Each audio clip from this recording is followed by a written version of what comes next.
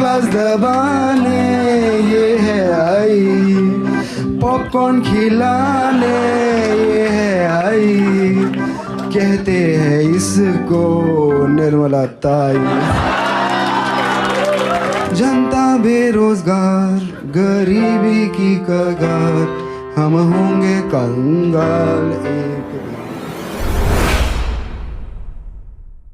नमस्कार दोस्तों, भारत एकमात्र ऐसा देश है जहां महत्वपूर्ण मुद्दों को साइड में रखकर गैर जरूरी बातों को मिर्च मसाला लगाकर परोसा जाता है।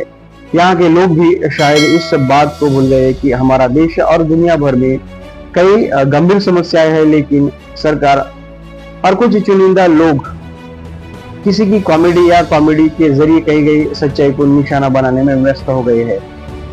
किसी का ऑफिस तोड़ना, बसों को जलाकर विरोध करना, क्या सही मायने में विरोध होता है? नमस्कार दोस्तों, स्वागत है आपके अपने चैनल केटी बंजारा में। दोस्तों, आज हम एक ऐसे विवाद पर चर्चा करेंगे जो अभिव्यक्ति की आजादी और सरकार की सहनशीलता पर सवाल उठाता है। हम बात कर रहे हैं stand up comedian Kunal Kamra पर दर्ज एफआईआर की। क्या यह एक कलाकार की आवाज दबाने की कोशिश है या सच में उन्होंने कोई गैर कानूनी हरकत की? दोस्तों, आइए इस पूरे मामले को विस्तार से समझते हैं। कुणाल कामरा ने हाल ही में अपने शो और सोशल मीडिया पर एक गाने के जरिए सरकार के नीतियों की आलोचना की, तो उनके खिलाफ एफआईआर दर्ज कर दी गई। लेकिन सवाल उठता है, क्या सरकार की आलोचना करना या उन्हें आईना दिखाना अपराध है? क्या किसी कॉमेडियंस को केवल व्यंग करने के लिए कानूनी कार्रवाई का सामना करना चाहिए? क्या कुणाल कामरा की कॉमेडी कानून के खिलाफ है? कुणाल कामरा लंबे समय से सरकार की आलोचना करते आ रहे हैं। उनकी कॉमेडी व्यंग्यपूर्ण और राजनीतिक होती है।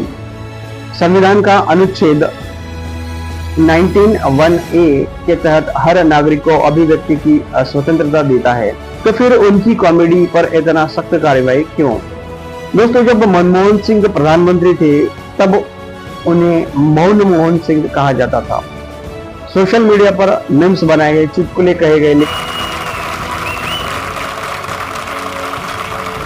नमस्ते, आप भी कीजिए। नमस्ते। ठीक है, हाथ नीचे कीजिए।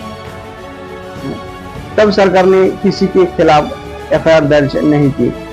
तो अब ऐसा क्या हो रहा है? दोस्तों, नरेंद्र मोदी जी ने कई बार कहा है कि आलोचना लोकतंत्र की आत्मा है। अगर आलोचना नहीं होगी तो लोकतंत्र नहीं होगा।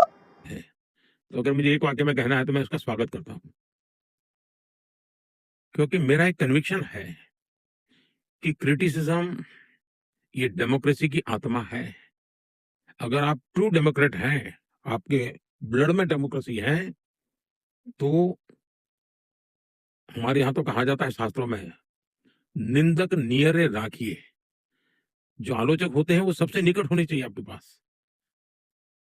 तो आप डेमोक्रेटिक वे में अच्छे ढंग से अच्छी जानकारियों के साथ काम कर सकते हैं। और मैं मानता हूं कि क्रिटिसिज्म होना चाहिए, और ज्यादा होना चाहिए, और बहुत तीखा क्रिटिसिज्म होना चाहिए। तो फिर जब कुणाल कामरा वही कर रहे हैं तो उनके खिलाफ कार्यवाही क्यों? दोस्तों, महाराष्ट्र के उप मुख्यमंत्री एकनाथ शिंदे के जो समर्थक है, उन्होंने भी कुणाल कामरा के खिलाफ कार्यवाही की मांग की। उनका कहना था कि कामरा की टिप्पणियां मराठी संस्कृति और राजनीतिक नेतृत्व का अपमान करती है। लेकिन क्या लोकतंत्र में राजनीतिक आलोचना को अपमान मानकर दबाना सही है? दोस्तों, भारत में कई बार अदालतों ने अभिव्यक्ति की स्वतंत्रता को बचाने के लिए अहम फैसले लिए हैं। कोर्ट ने कहा है कि व्यंग, आलोचना और पैरोडी लोकतंत्र का अहम हिस्सा है। तो क्या सरकार का यह कदम अदालतों के फैसलों के खिलाफ नहीं है?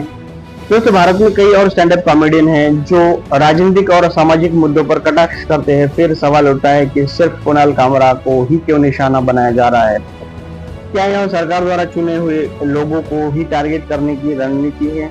मीडिया का काम सरकार से सवाल पूछना होता है, लेकिन आज के समय में कुछ मीडिया हाउस सरकार के बचाव में खड़े दिखाई देती है। क्या मीडिया की निष्पक्षता खत्म हो गई है? और अगर मीडिया सरकार की आलोचना नहीं करेगी तो क्या कलाकारों और कॉमेडियंस का चुप रहना जरूरी हो जाएगा? इस पूरे विवाद से कई सवाल उठते हैं। क्या अभिव्यक्ति की स्वतंत्रता सिर्फ कागजों पर रह गई है? क्या सरकार अपनी आलोचना दबाने के लिए कानून का गलत इस्तेमाल कर रही है? क्या यह लोकतंत्र के लिए खतरा नहीं? आपकी इस मुद्दे पर क्या राय है? कमेंट में बताइए। वीडियो को लाइक और शेयर करिए। मिलते हैं अगले वीडियो में, तब तक के लिए जय हिंद, वंदे मातरम, हर हर महादेव।